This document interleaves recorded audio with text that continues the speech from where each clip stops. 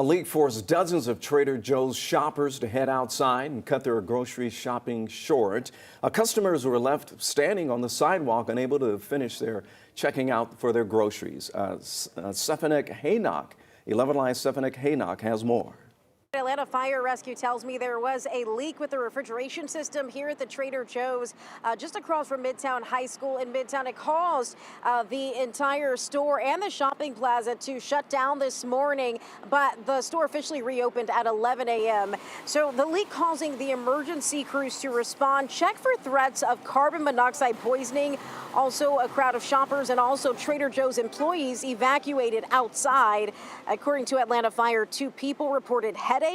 AFR says they are now in stable condition. A customer we met driving to Florida says she was confused when she pulled into the parking lot. I was like, I hope I can stop by and get all the essentials, get all the things I need.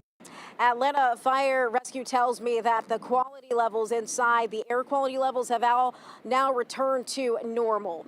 In Midtown, I'm Stefanik Haynock, 11 Alive News.